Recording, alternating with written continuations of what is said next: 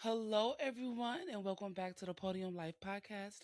I am your host, Michelle Carter, and we are here yet once again.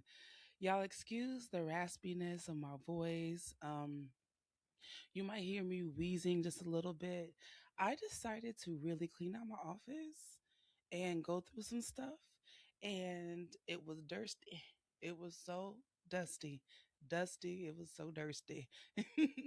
And I'm highly allergic to dust. So that got into my system. It's calmed down quite a bit, but my voice is still not 100% there. My asthma flared up a little bit, but I'm okay. No worries. I am okay. But the show must go on. One thing I realized is sometimes for me, a sign of what you should be doing is how hard it is to actually do it sometimes. Sometimes things are just too easy. And I'm like, why is this easy? Why did this happen like this? And it doesn't mean it is not for you, but I really feel like the bigger items on your list, the things that you want to do, always come with some friction. And I am having friction with this podcast. And part of it probably is not this 100% friction, but part of it is a little bit of my perfectionism. um, things just wasn't quite right, and every time I got ready to record, something went wrong, and then now I'm not in the mood. I'm not going to be happy. I don't know what I want to talk about. It was just one thing after another. But I said, you know what, Michelle, not today. We're going to get this podcast done today. So last week in episode one, I asked you all, what is your podium? And I love the responses. Some of you guys sent me um, personal messages, DMs about the thing that you were working on. And a couple of things that you all told me that you are now making one of your podiums is one, number one answer was health. With our busy lives today, it's so easy to ignore your health, but we get one body and that's it, and we need to take care of it. For some of us, we have to prioritize it if we want to live a great life, a long life. Another thing that I saw a lot, well, not saw a lot, but it was one lady, her message really touched me because she said the one thing that she's putting on her podium is herself. She said she has put others before herself for so long, and she was tired. She felt ran down. She said, I don't even recognize myself at this point in time. So, right now, her number one priority is herself, and she is making herself the podium. And I love that because everybody really does have a podium. Everyone has a podium. Everybody's podium look different. And let me just go back over what I say and what I mean about what is a podium. A podium isn't necessarily the medal, being number one, the fame, the money, the huge accomplishment. That's not always what the podium is. The podium could be your health, your business, your career, faith, relationships, family, financial freedom, confidence, peace, starting over, education, leadership, and personal growth. Pretty much anything could be a podium, but it's depending on what you want for your life. What are you going after? So I kind of want to give you all a couple of examples of podiums that I've had in my life. So a podium I had in 2016 was actually the podium. When we think about podiums, we think about the Olympic stage. That was my number one podium, was to get the gold medal at the Olympic Games in 2016. One of my podiums today, I'm gonna probably give y'all a couple. My health is one of them. And I'm not saying my health meaning I'm trying to get healthy, because your girl pretty healthy over here, besides these allergies. I want my body to be strong and mobile. I've been doing some research, and as we get older, we lose muscle mass. And for women, once we hit 35 to 45, whatever muscle you have during those ages, that range of age is very critical in how you're going to be able to carry yourself for the rest of your life. So if you're losing massive amount of muscle mass during those years, it's going to be harder for you as you get older. So I really wanted to focus and hone in on my body. I'm making sure that it's strong, that my muscle mass stay there. Your girl already got 200 pounds of muscle, baby, so it's not going anywhere. But I want to make sure that I stay strong and I stay mobile. And I've been working on my mobility. And when I say mobility, just range of motion. Can I get up and down off the floor? How is my hips? Am I flexible? Can I move this way? Can I move that way without feeling the strain or pull or thinking I'm gonna hurt myself? Because that's important.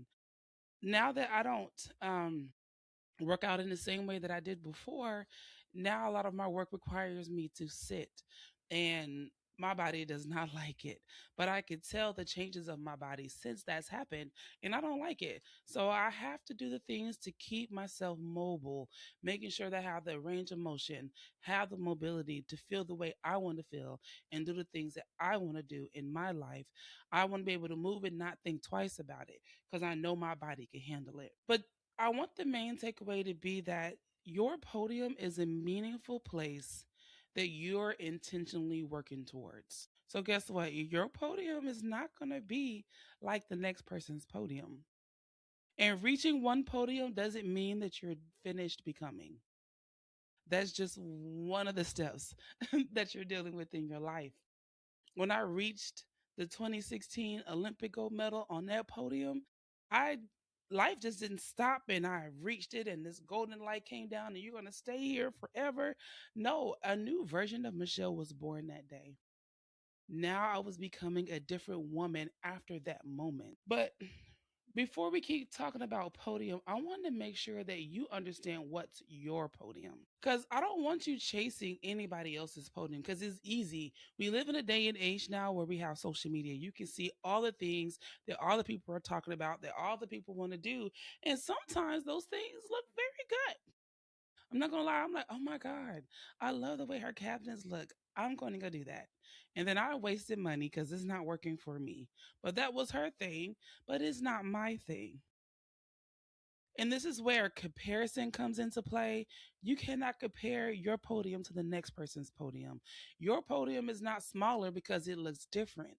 It's different because it's yours and theirs is theirs. And then sometimes your family expectations, there's things that we do because that's what our family members expect of us.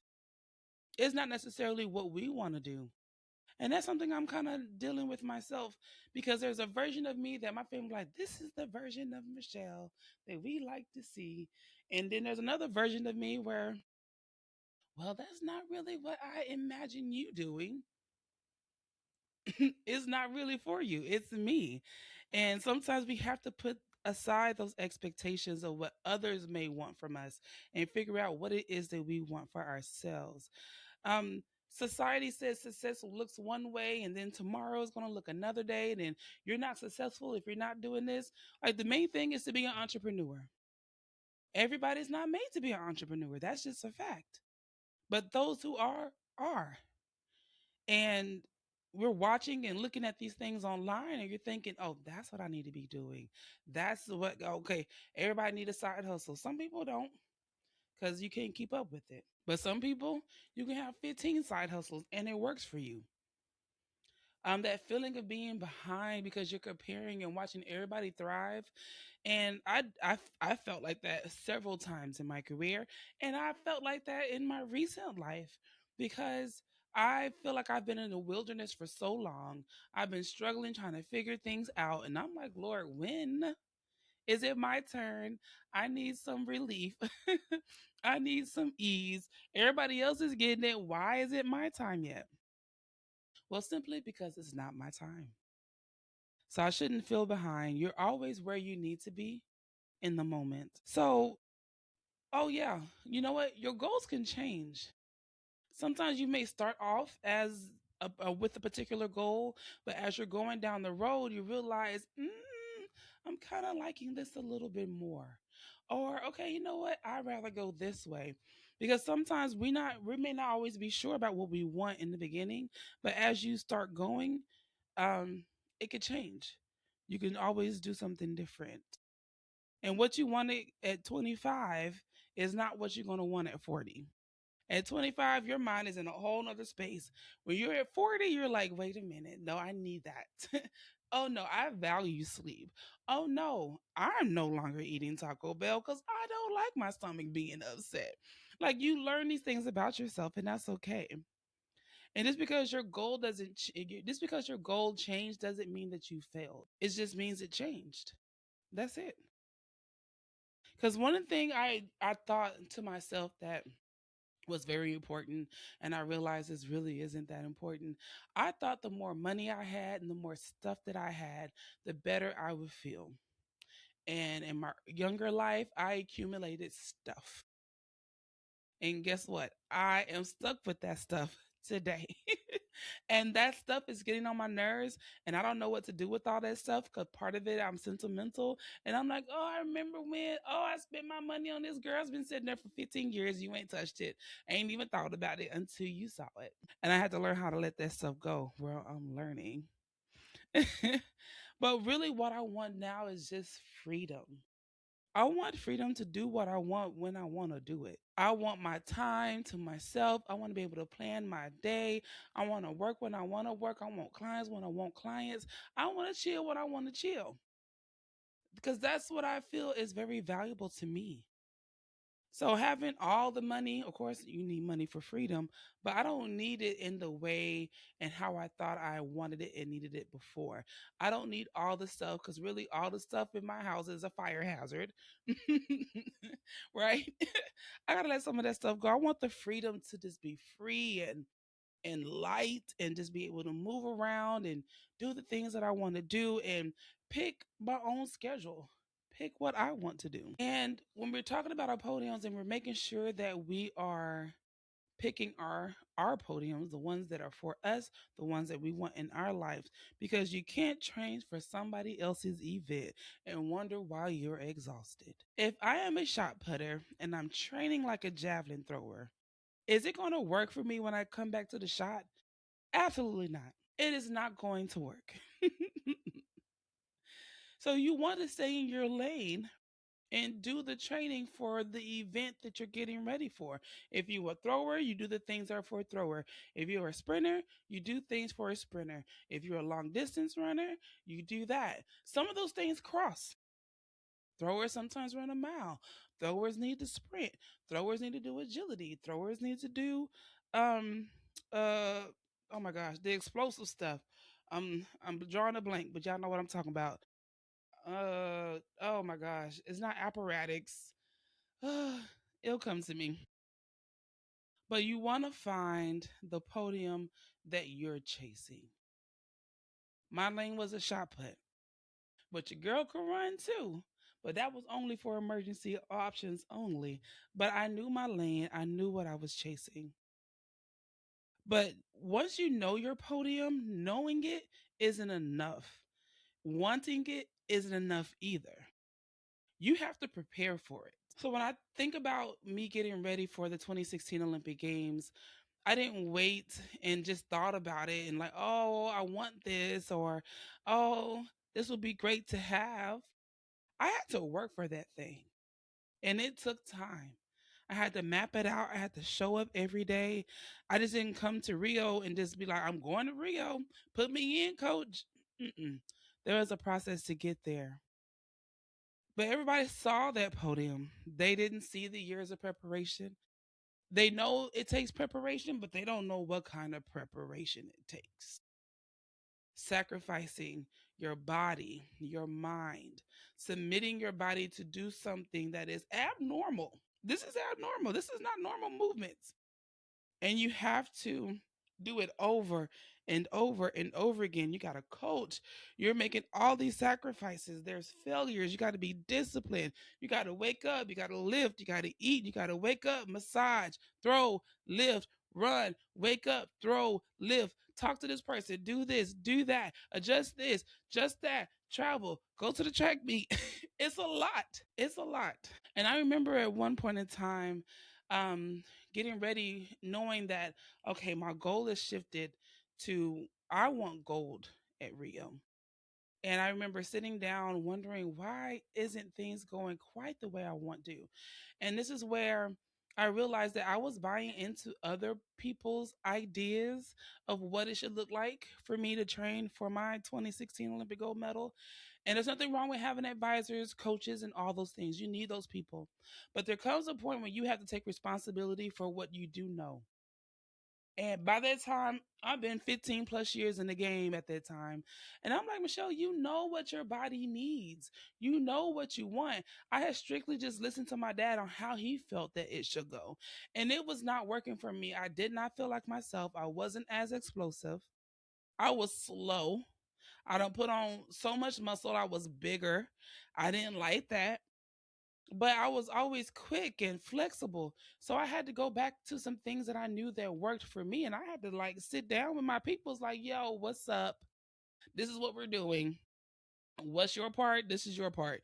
What are you thinking? Okay, cool. I like this. Don't like that. We can test this, but if I see, we ain't doing it. Like one of the things like my dad always wanted, he always waited to do the light shot at the very end. But I've noticed that it takes me about a good 5 to 6 practices with the light shot to adjust to that timing so that quickness and explosiveness to come in. So when he wanted to wait for the last week, I'm like, no, I need the last 2 weeks to work with that. And we could start light, um with the light shot just a little bit, and then we get a little bit more as I get down closer to the competition when I want to be quicker and my most explosive. Because I tried it his way and my timing was just off when it mattered. And I realized, okay, Michelle, no, I need a little bit more time so my body can adjust to what I'm asking it to do. So to bring it back to real life, when we say I want, I need you to ask yourself, what are you doing to prepare for what you want? I knew I wanted a gold medal and I prepared for it. You want a business. What are you learning and building? You want better health. What are you doing consistently to make your health better? You want a relationship. Are you becoming capable of a are you becoming a capable person to have a healthy partner or to be a healthy partner? You want financial freedom. What are you doing with your money, honey? What are you doing with your money? Are we planning? Are we budgeting? That's a lane I got to work on. And you want an opportunity. Will you actually be ready when the opportunity arrives? These are the questions you have to ask yourself because the podium is built long before anybody sees you standing on it. You just don't pick a podium and then step on it. You build your podium by preparing for it. Wishing and wanting gets you nowhere. Preparation is what gets you there. Yeah, I'm so mad I'm messing up all my words today. But that's okay. We're getting through this. So, as we are preparing for this podium, we know that we have to get ready for it. If I want to, like, hey, I want to go eat. I just don't hop out the bed, don't brush my teeth, don't put no clothes on, and hop in the car, go to a restaurant and go eat. You get ready to leave the house. Well, at least you should get ready to leave the house. Put some clothes on, brush your teeth, wash your face. Okay. So when we prepare, you got to ask yourself, am I ready for what I'm asking for? And if you're not, how are you going to get ready? You get ready by learning, by practicing, by planning, by building good habits, by developing a skill, getting coaching, getting help, getting a mentor, and actually doing the work. For me, as I'm preparing to be an Olympic gold medalist, I started hanging around people who were gold medalists, people who were breaking world records, people who have gone and been where I am trying to go. I was sitting down asking questions, just listening to them talk about how they trained, what they did. And then at some point, you actually have to go. You actually have to do the thing. You got to execute. You got to take the opportunity.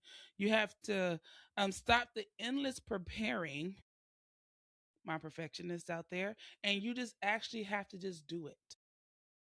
You got to step into the circle and trust the work that you're doing and the work that has already been done. So for me, getting ready for competitions, 2016 was the year of the last throw. I won indoor nationals with my furthest throw, last throw. Indoor worlds, set an indoor American record, one indoor world, last throw.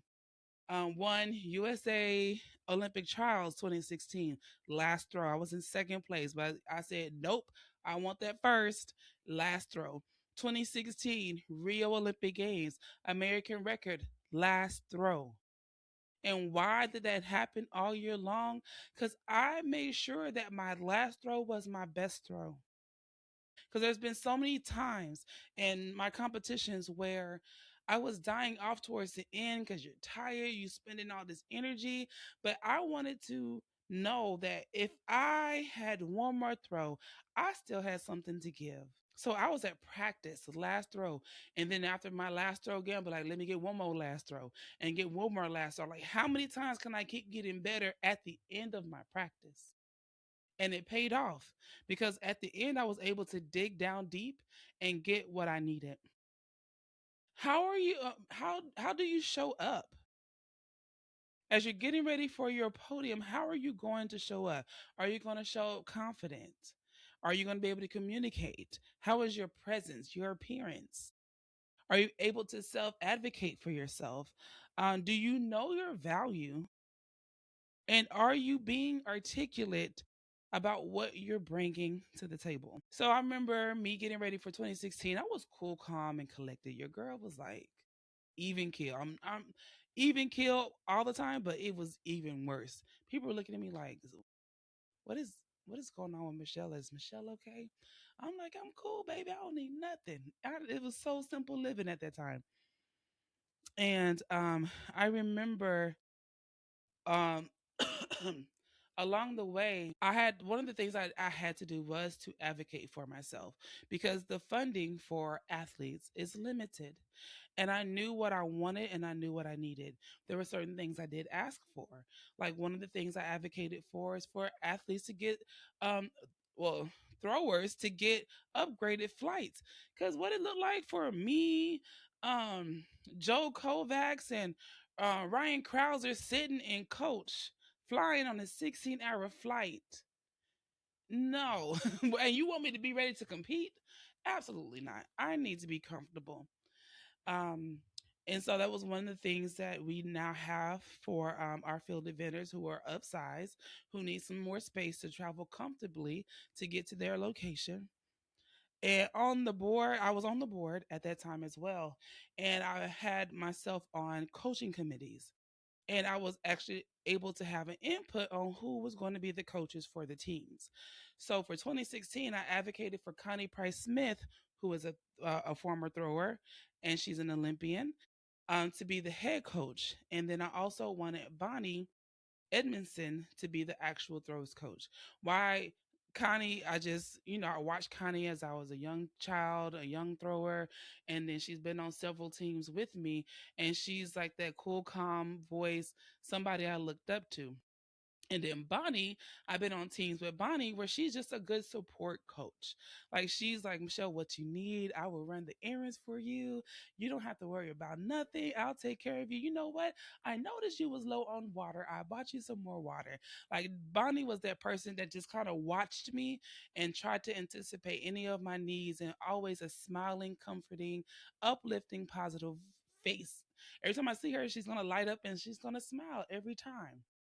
But for me, Connie was just that reminder like she did what she did, so I can do what I do.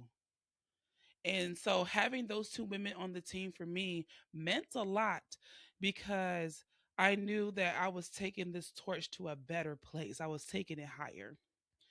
And so then after you have built um you're doing all the things, you're ready for your podium, but then the next question is can you actually keep what you've bought, what you've built? Can you keep it? Your health, the money, the relationships, the boundaries, recovery, the systems, the peace, the sustainability. And because you know how some people say, oh man, like work can get you there, but your character sustains you there. As you're going through the lessons that you need to learn to be on top of your podium, can your character keep you there? Because, yeah, you can cheat to get your way to the top, but you're not going to stay there. But are you willing to go through the fire and the hard work? And my answer to that question was yes, I could actually maintain what I've built. But of course, as an athlete, there's a timeline on what I'm able to do. And I've seen it time and time again. Once these athletes have reached a peak of building, building, building, you reach the peak, there's going to be a downside. The injuries start showing up because you have pushed your body past its limit to get to where you have gotten. But I did all the necessary things to maintain and to keep myself together. And then, of course, when COVID came in 2020, and they pushed the Olympic back to 2021, I ended up having a tumor in my ankle that really kept preventing me from training the way that I needed to train. And it was just very painful. And apparently, that tumor had been there for a while. So I decided to go ahead and have my tumor removed, especially if we didn't know if it was cancerous or not. And thank the Lord, it was not cancerous. And so I missed out on that fourth Olympic Games. But it was just my time to start coming down from that. So getting there and being able to stay there are two different skills. And it's actually more work to stay than it is to get there because now you have a target on your back. So I want to introduce this framework to you because as we're talking about preparing for your, I mean, not preparing for your podium, for living that podium life, you have to prepare, perform, present, preserve. Prepare, perform, present, preserve. How are you going to get there? How are you going to do it? How are you going to look and feel and present yourself as? And how would you stay there? How are you going to stay in that position? How can you maintain what you built? So as you're doing that, you have to realize that you can't build every podium at the same time. When I was doing track and field, because of what was required of me to do that, I could not work on my hair or makeup and beauty stuff the way that I want. I couldn't even work on my speaking stuff because track in that moment in time was my main podium. Everything cannot be a priority. Athletes have seasons. There's ups and downs, ebbs and flows. You got injuries. Sometimes that takes you out, and then sometimes you realize it's the end of the road for me on this part of my career. Life has seasons. You can want multiple things, but doing 15 things at one time is wild. You're gonna burn yourself out. You're gonna be tired. So you actually have to prioritize your podiums. Which podiums matter the most to you right now? So right now, my health, my house, and my heart are my main priorities right now. Um, those are my main podiums. And then things that I'm maintaining my money podium because we still need money because we got to live and pay bills because we grown. But I'm not really focusing on making money as much as I am really kind of focusing on my health, and getting my house organized and making sure my heart's in the right place. Because if I can do those things, making money becomes easier. So I could put that on like the second shelf.